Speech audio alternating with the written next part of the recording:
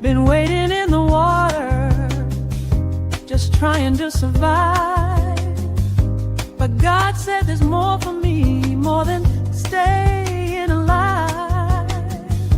I'm stepping into power, into what was always mine. Divine joy rising, it's my time to shine. Hey, hey, hey. Hello, everyone. How are you this week? It is July 16th, mid July already. Can you imagine that? I am Diane A. Butts, and I am the host of Daughters of Divine Joy. It is so good to have you here with me today. I think we have a good show coming up. I believe it is. And so it's something I've been talking about all week. And I'm also doing a little something I'll tell you about at the end of the show. Something that I'm developing that I hope you guys will want to take advantage of. Okay, so remember, this is a talk show, so I'd like for you to talk to me. Okay, you can call in. The number for the call in will be on the screen. I can't remember it right now. Oh, I got it. It is 9-7-570-664-0574. Again, 570-664-0574. Okay. There's the chat. You can hit me up on YouTube and we will be able to chat. I can't tell you I'm a chat back because that takes too much. I get too distracted. So if I'm going to talk, I got to talk, but I can see some of the comments coming in. So, I'll be able to respond to you on camera. So I want to give a shout out right now to Miss Bunny, Miss Cat, and Miss Racy, as well as Miss McCall. These are the ladies that tune in every week, and I appreciate you. I thank you for your comments. I thank you for tuning in, and I just pray that you will be blessed yet one time more again from something that we say or do here. So let's get into it. I want to talk about divine joy, okay? I have recently changed the name of what I do.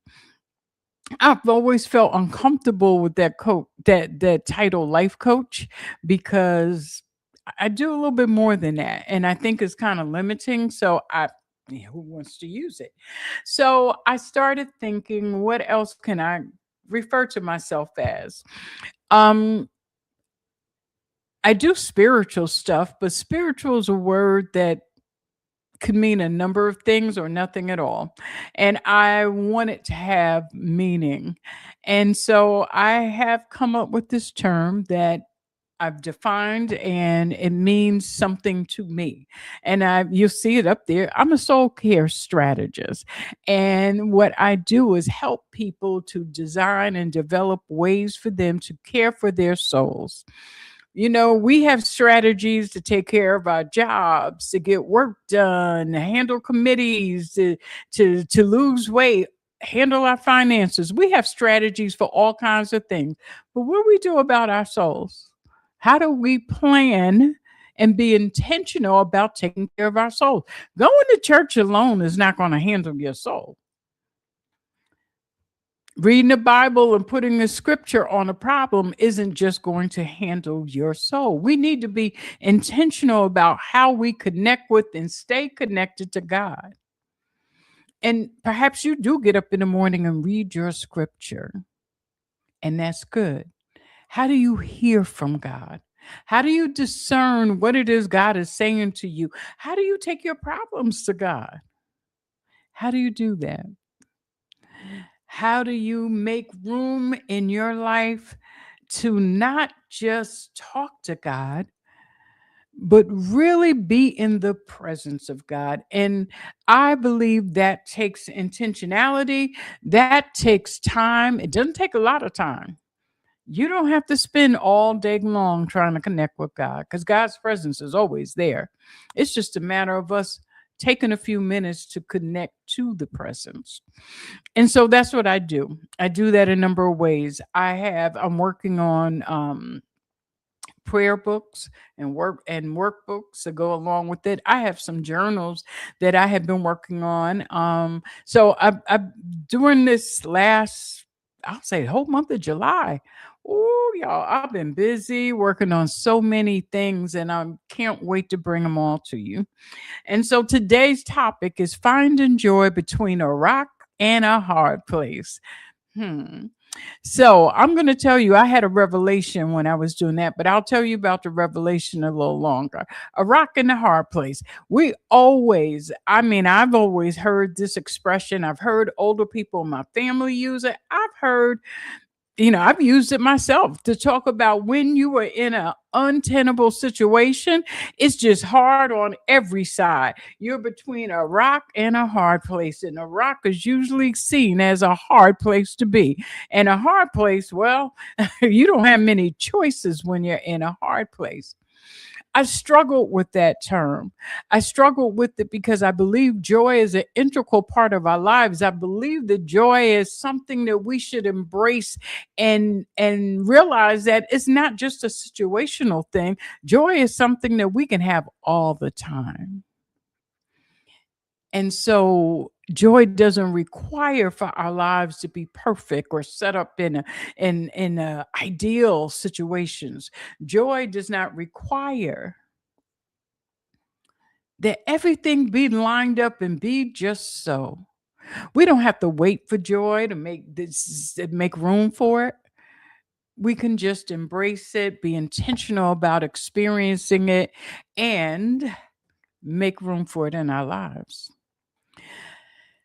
And so I've been writing about this, and I will have this blog that I wrote on joy.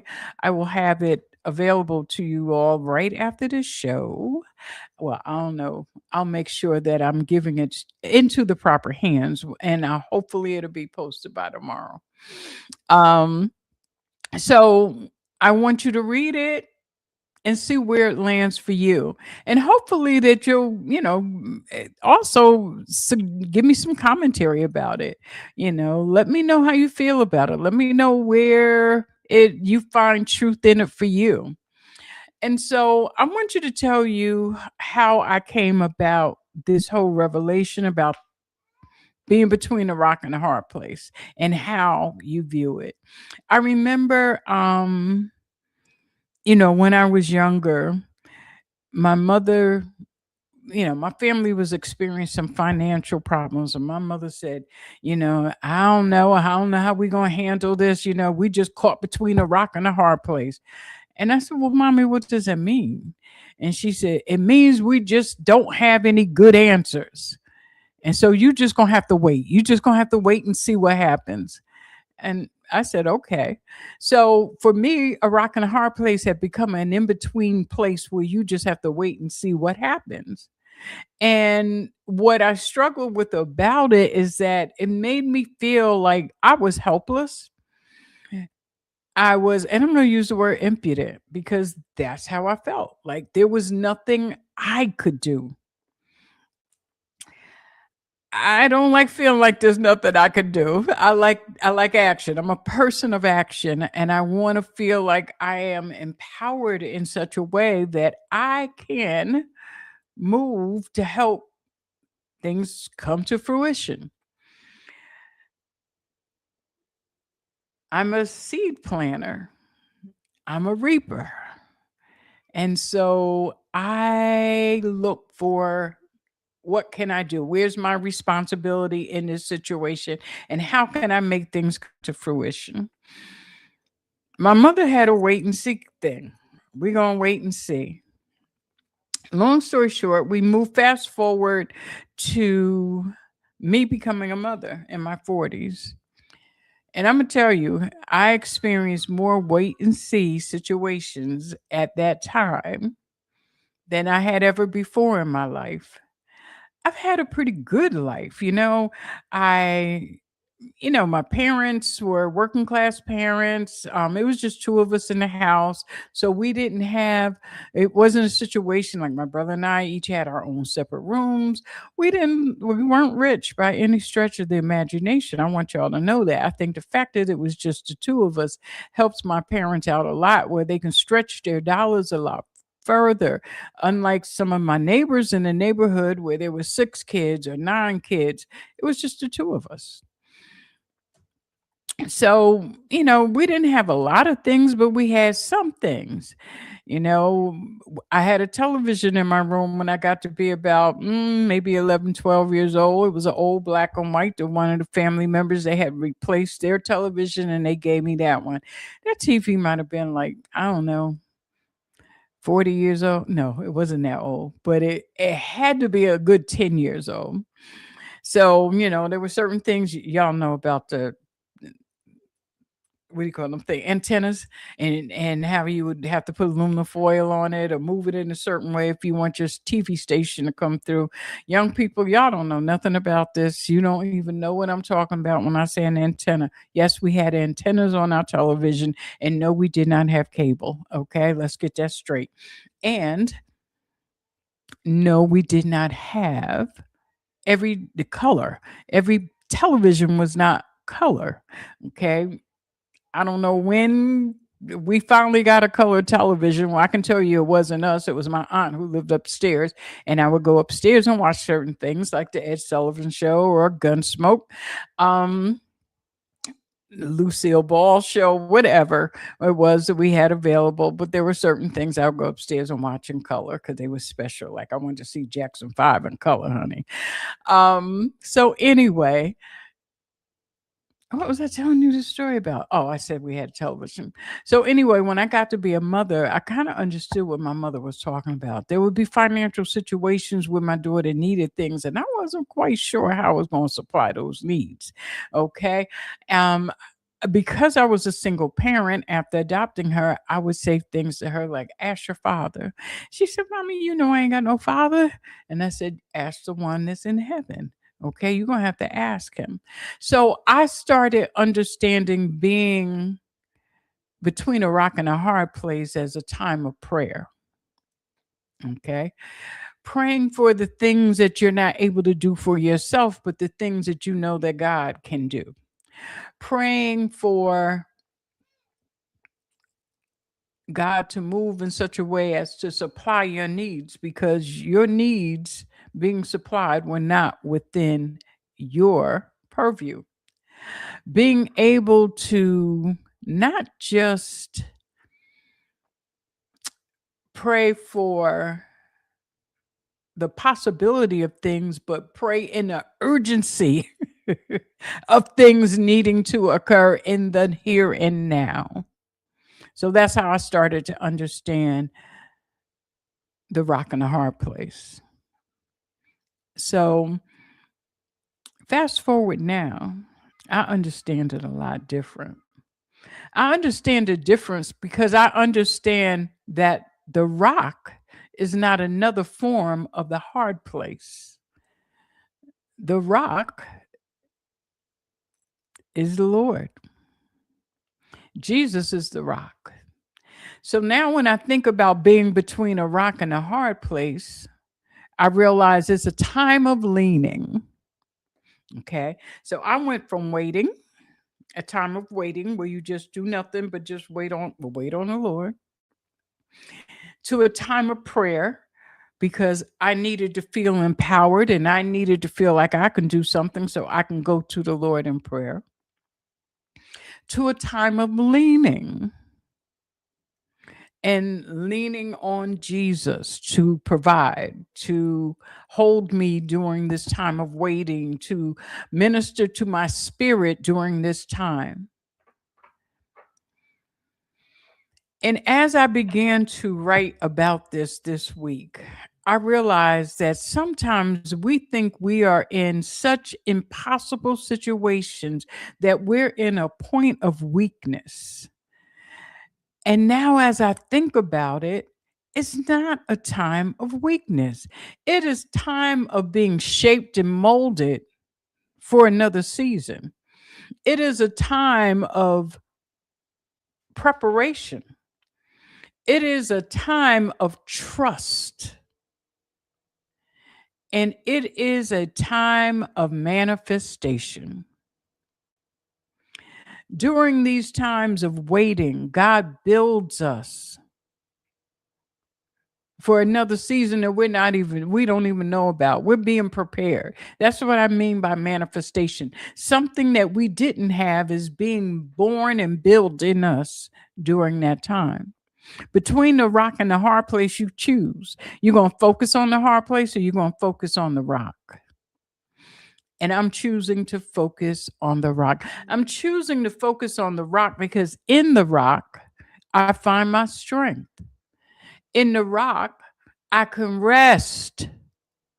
In the rock, I have joy.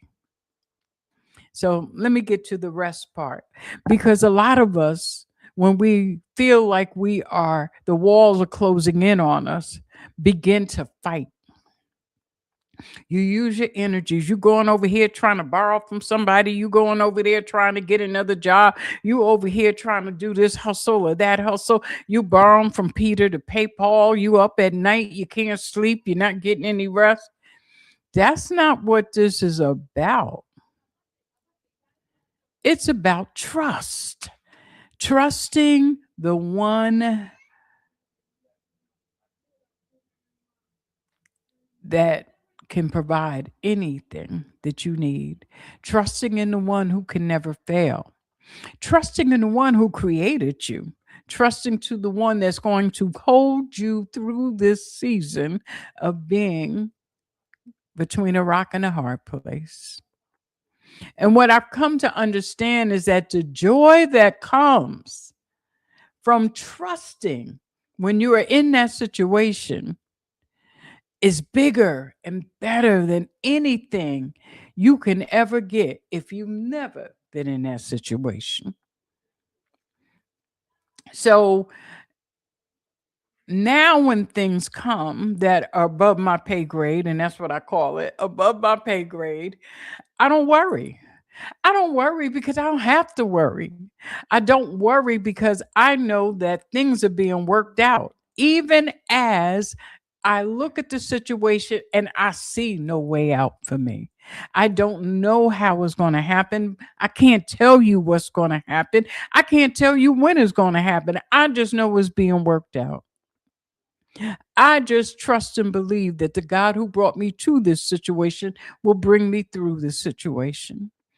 I just know that it's above my pay grade. And what I need to do is figure out where are the lessons for me. Lord, how can I be better the next time? Lord, how can I make sure there's not a next time? What am I supposed to learn in this lesson? What is it that you're building in me, God? What is it that I need that I didn't have before? And that's why I have to go through this. What is it? And so I've learned to sit in the presence of God to hear and wait for my instructions. I've learned to sit at the feet of my God and study the word of God so that I can understand and get a message about my situation. I have learned that I can still smile, not one of those fake smiles like, I'm all right, everything's good. I mean, one of those smiles that show all your teeth, even the ones you ain't got in the back. I'm talking about one of those smiles that help you produce a laughter that comes from the pit of your belly. I'm talking about one of those smiles that greet you when you wake up in the morning, even when your arthritis is acting up. I'm talking about real joy. That's not because everything is all right. Joy that Satan can't steal. Joy that you can maintain when you've been cut off on the highway. I'm talking about the kind of joy that is real and lasting. And so finding joy between a rock and a hard place for me now has a new meaning. And I look forward to those opportunities. I'm not going to tell you that I always want to be there. I'm not going to tell you that I look forward and say, "Ooh, I'm between a rock and a hard place." Nope. I'm telling you, I just had one of these situations. Well, I'm in this season right now.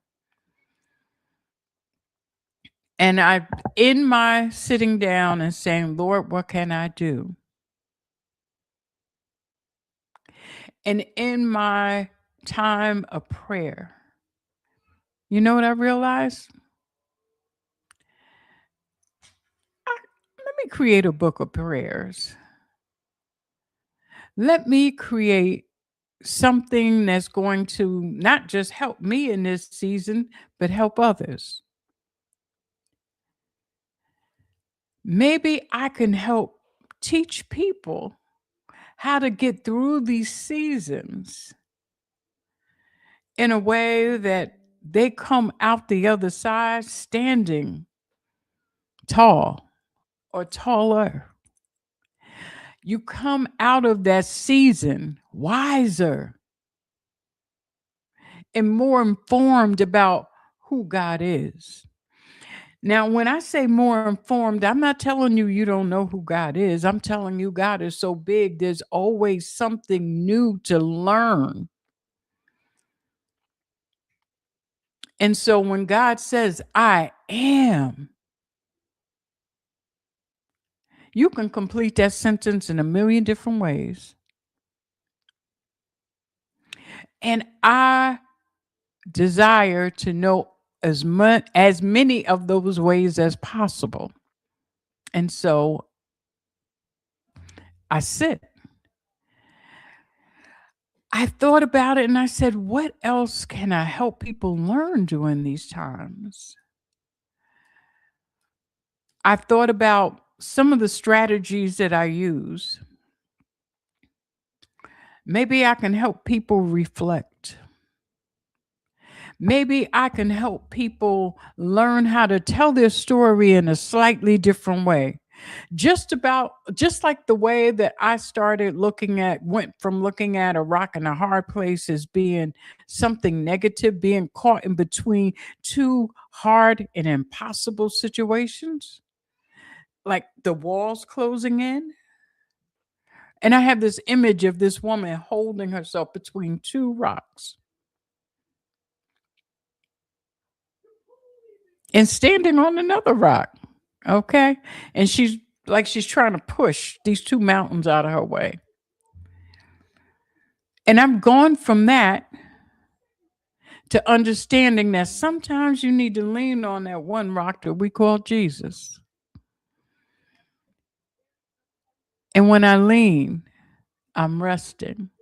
And I'm resting because I've come to understand that when I trust, I don't have to worry. When I trust, I ain't got to mess in a situation. When I trust, I can be still and know that God is God when I trust. I know I just went cross eyed. There's a little bug in here, a little fruit fly. Anyway, I can trust that God is in the house. And so I sat down and I began to create. I'm speaking to a group in my hometown this Saturday, a group of mothers. Two young women decided that they wanted to assemble a group of women together who are mothers and talk about some of the struggles, some of the things they do. It's like a little support group. They know each other, people in different stages of mothering, from first time mother who is now pregnant to mothers who are starting, I call them remothering, when you are raising grandkids. And so they have about 25, 30 people that gather. This is the first time they're doing it inside. They've been meeting in the park. And so we're going to meet on Saturday and have a conversation about this very thing.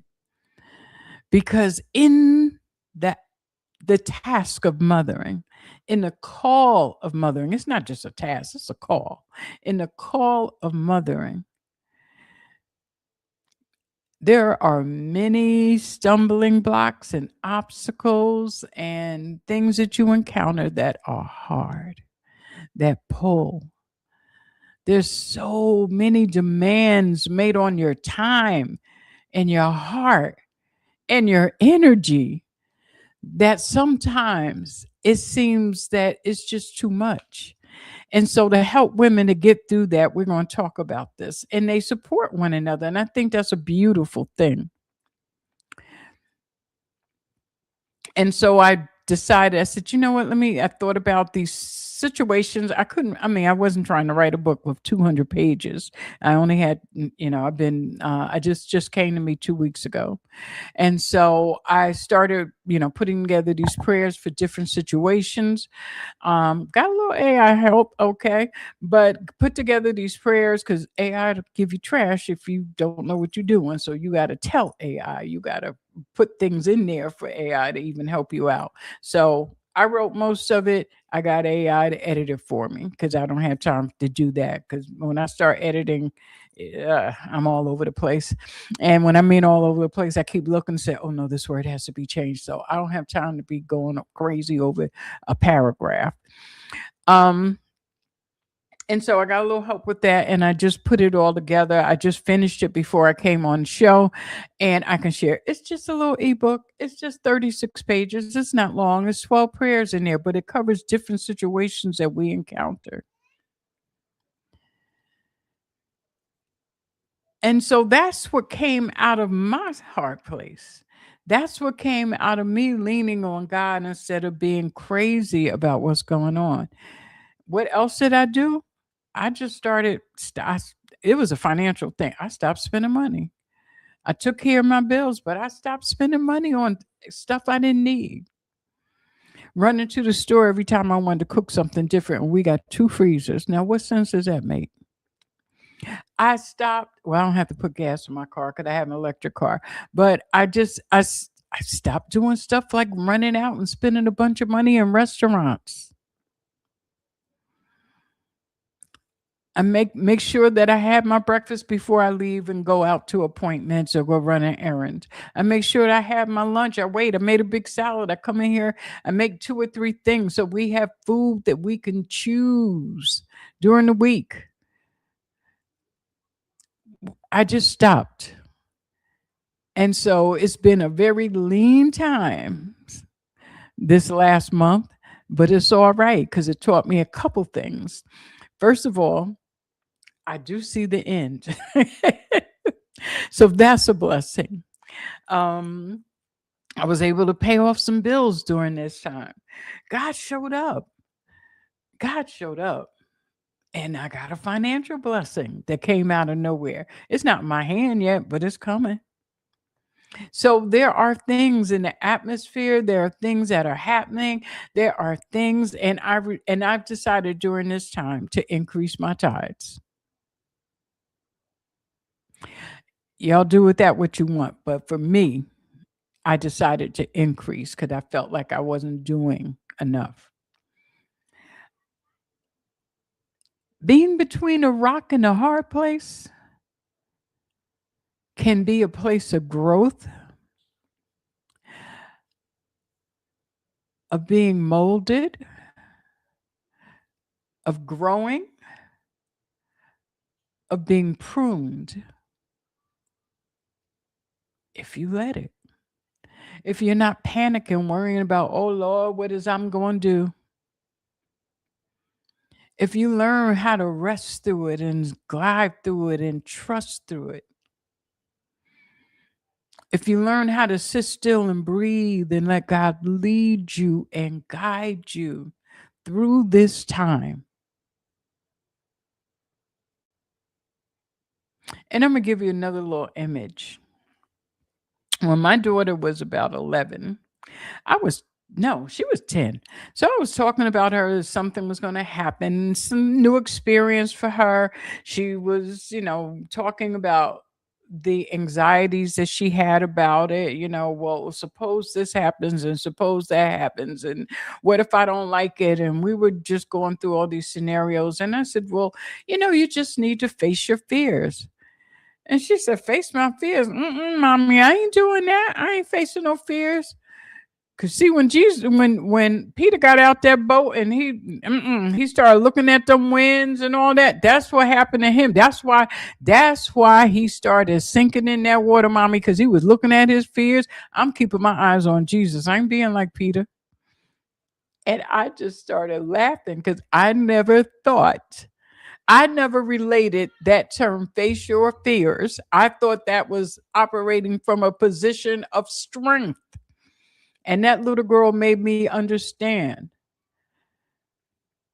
Not necessarily. She made me understand facing my fears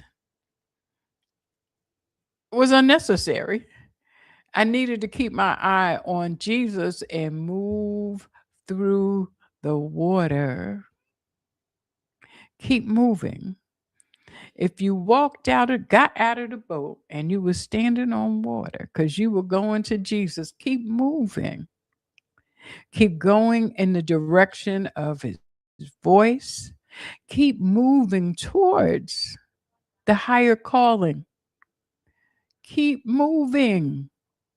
Don't stop. But you have to listen. And that's where intention comes from. Taking the time to breathe, to pray. However, it helps you to hear the voice of God, you need to hear it. So I'm gonna tell you a little story. I was getting ready to when I wrote this. I'm on Substack, and it's a place where writers assemble to write. And so I just learned. I knew about it for a while. Never fashioned myself to be a writer. But when I started writing a blog for the PA Empowerment Network, and I have a blog on my website, although I'm not, I just never thought I was a writer. Okay. Like I said, I just worry about every little sentence, whether periods go here, there, or whatever. And I put my thoughts together. So I do a lot of dictating into the computer so that I can get my thoughts together. Because when I sit down to write with a pen, nothing comes out. I can sit there for hours with the pen and nothing. It just doesn't come out. So I like to talk, and I can drive in my car and do note messages, things like that. So that's how I usually get my writing done, by talking. Um, and so after I had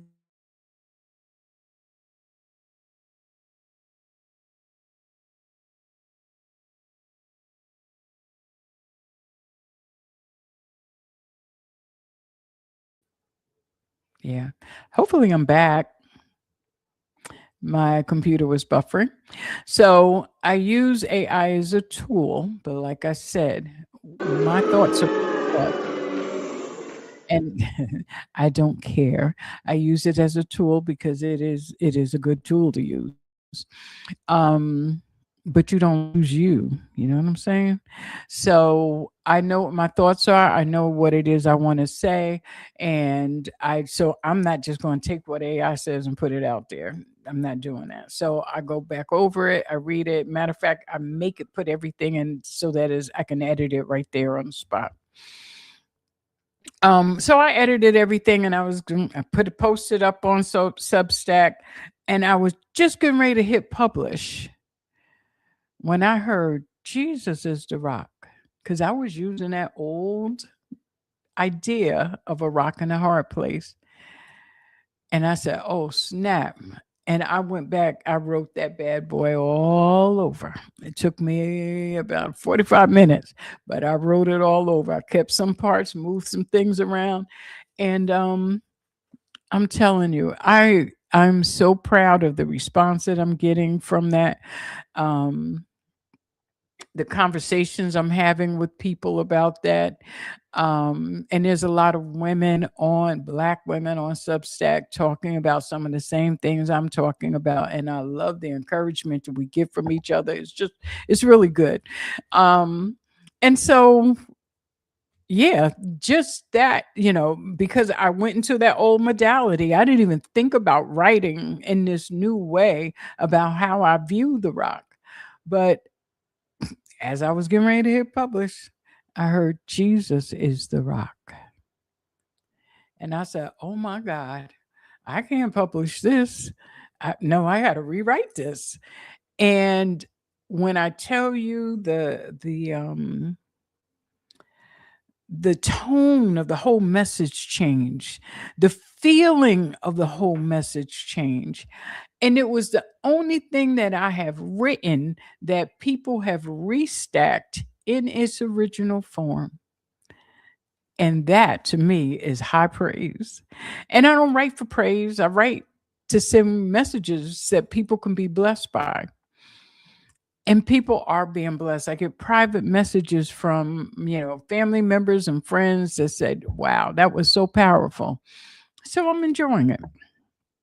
Um, and I'm saying this to say that even as I speak to you, even as I speak to others through writing, I am still learning.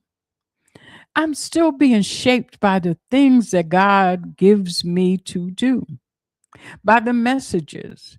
Even if I think I learned something, I can do something as simple as write.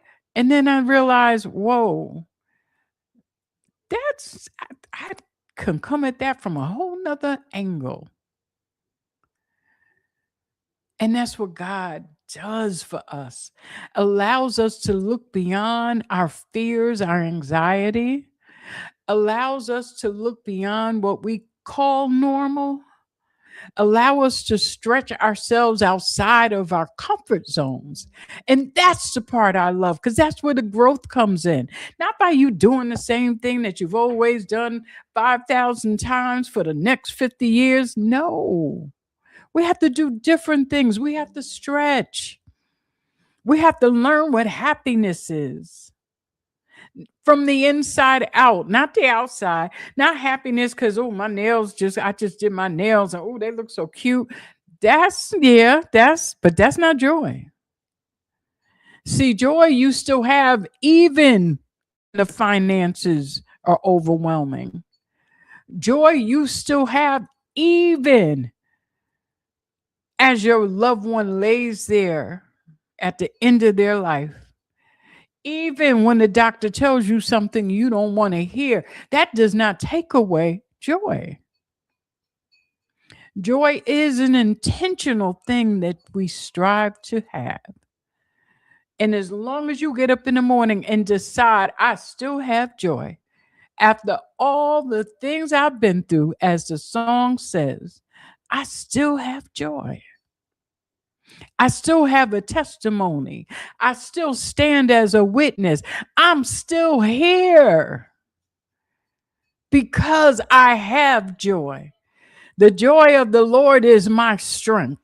I don't have to operate on my own strength. I don't have to stay up all night working on something, because the joy of the Lord is my strength. And as long as I can put my feet on the solid rock, which is Jesus, as long as I can lean into him and lean onto him, I'm good. I have joy. I can smile when other people are getting upset. I don't have to have road rage.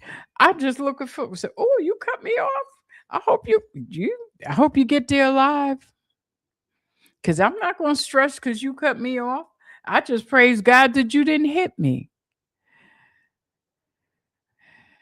I'm telling I think maybe last week sometime, I was on my way to visit my daughter in Somerset, and somebody did something, and I had a word for him, and it wasn't from the Lord. And I laughed at myself. I was like, "Oh, you let that man take you there?" And I was surprised because I haven't done it in so long. That's what I'm talking about, things changing you. So if that happens when you find yourself in a situation that feels hard and difficult,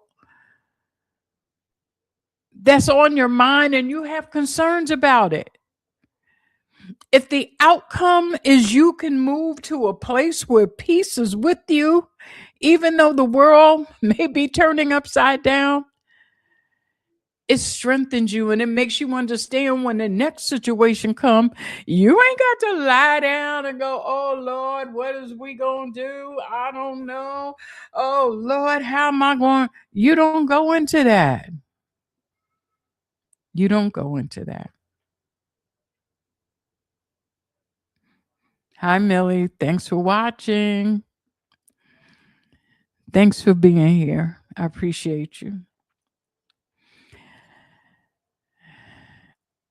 I hope something I said makes sense to you today. And I hope it's something, especially those of you who are going through all kinds of difficulties. And I don't mean, I'm not making light of anything. It is hard being human. And it is especially hard for Black human beings, especially now.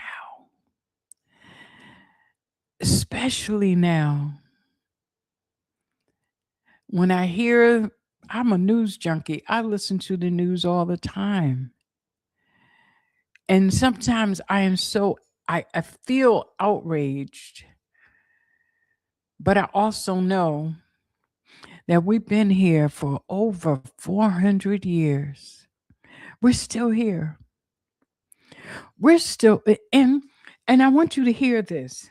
We're not just still here. We're in a better place. We're still here and we're growing. We're still here and we're better educated. We're still here and we have more money. We're still here and we are thriving. We're still here and we have more resources than our ancestors had. We're still here. So when I think about that, when I think back, and that's one of my strategies, remembering. Whenever things feel overwhelming and I get into my Lord, I said, Lord, what did they do? How did they get over those mountains that were put in their way? And how did they provide so that I would be standing here today? Still,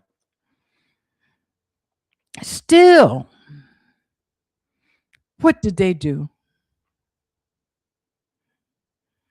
So sometimes you need those old ways of surviving that our ancestors passed down to us. And I'm a person, I feel like I don't want to scratch and survive. I want to thrive. Yes, I do. But I also understand sometimes you got to scratch and survive. And you need to know what to do. And those lessons come from the ancestors. Those lessons come from the elders. And those lessons we need to pass down to our young people. So I'm going to get ready to bid you goodbye and say adieu. That is the French word adieu. Anyway, I'm going to bid you adieu. My time is almost up and I can be long winded. So before I go over, I just want to say that yes, sometimes life finds you between a rock and a hard place. But I'm asking you, don't think of the rock as just another hard surface.